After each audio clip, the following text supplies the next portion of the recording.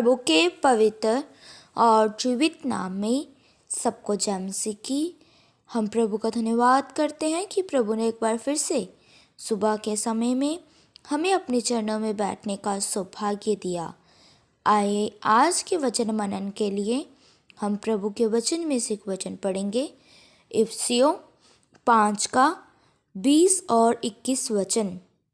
इस वचन में इस प्रकार लिखा है, और सदा सब बातों के लिए हमारे प्रभु यीशु मसीह के नाम से परमेश्वर पिता का धन्यवाद करते रहो।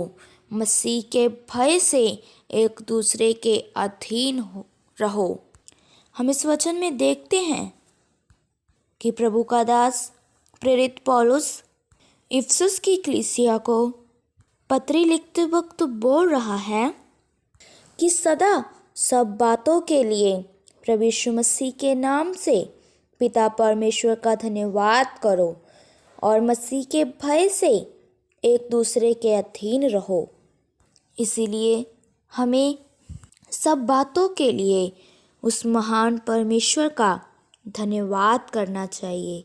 वह हमारा पिता है और हमें अपने पिता परमेश्वर का हर एक स्थिति के लिए, हर एक बात के लिए, हर एक उद्देश्य के लिए उसका धन्यवाद करना चाहिए, क्योंकि वचन हमें स्पष्ट रूप में यही बता रहा है। इसलिए इस वचन को अपने जीवन में पूरा करते हुए हमने चाहे सुख हो, चाहे दुख हो, चाहे हम आनंदित हो, चाहे हम किसी भी परिस्थिति में क्यों ना हो, उस महान परमेश्वर का धन्यवाद करना चाहिए। हमें किसी भी स्थिति में उस महान परमेश्वर का धन्यवाद करना नहीं भूलना चाहिए। हमने अपने जीवन में सब बातों में, सब काम में पहला स्थान अपने पिता परमेश्वर को देना है, क्योंकि आदर, उस्तत, महिमा के योग्य केवल प्रभु यीशु मसीह ही है, क्योंकि वह हमारा परमेश्वर पिता है। हमारे जीवन में जो भी घटनाएं घटती हैं, उन सब बातों में परमेश्वर का कोई उद्देश्य होता है। उसकी इच्छा, उसकी मर्जी के बिना हमारा एक बाल भी नीचे नहीं गिरता, क्योंकि वह अपने हाथों में लेकर हमें दिन प्रतिदिन संभालता है। इसलिए हमें उस महान परमेश्वर का हृदय की गहराई से सब बातों के लिए धन्यवाद देना चाहिए और मसीह के भय से एक दूसरे के हमें अधीन रहना है। हम सब एक कलीसिया हैं, हम सब एक अंग हैं और एक ही शरीर हैं। हम सब एक देह हैं और प्रभु हम में वास करता है। इसलिए हमने एक दूसरे के अधीन रहना है। अगर हमारे अंदर परमेश्वर का भय होगा तो हम कभी भी अपने आप को बड़ा नहीं करेंगे, बल्कि हम प्रभु के भय के साथ अपने से छोटे के भी अधीन रहेंगे।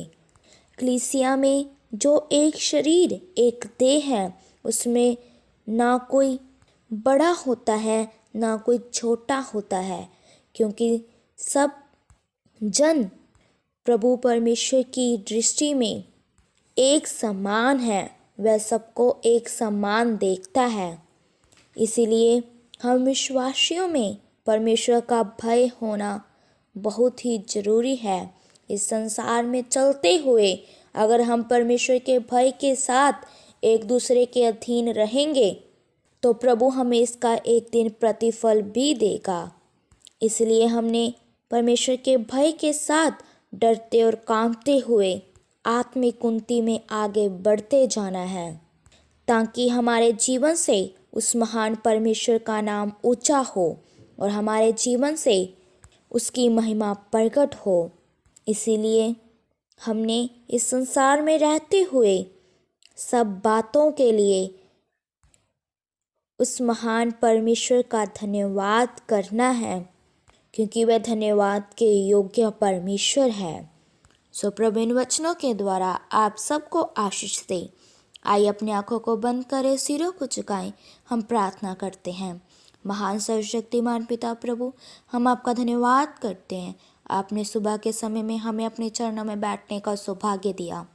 प्रभु, बहुत सारे लोग आज के दिन को देख न सके, इस संसार को छोड़कर चले गए, लेकिन प्रभु अपनी आराधना के लिए, अपनी प्रार्थना के लिए हमें जीवित रखा।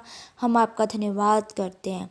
प्रभु, आज के शुभ संदेश के लिए आपने एक सुंदर वचन हमें खोल कर दिया कि सब बातों के लिए उस महान पिता परमेश्वर का धन्यवाद करो और मसीह के भय से एक दूसरे के अधीन रहो।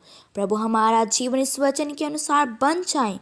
प्रभु, हम सब बातों में आपको धन्यवाद करने वाले बन जाएं और मसीह के भय से हम एक दूसरे के अधीन रहें। प्रभु, आज का वचन एक के लिए आशीष का कारण बन जाए। जितने भी तेरे जन तेरा पवित्र वचन सुने, उनके हृदय में वचन कार्य करने पाए। हम सबकी प्रार्थनाओं को सुन लो। हम प्रभु यीशु मसीह के नाम से मांगते हैं, आमीन। सबको जय मसीह की। मारानाथा।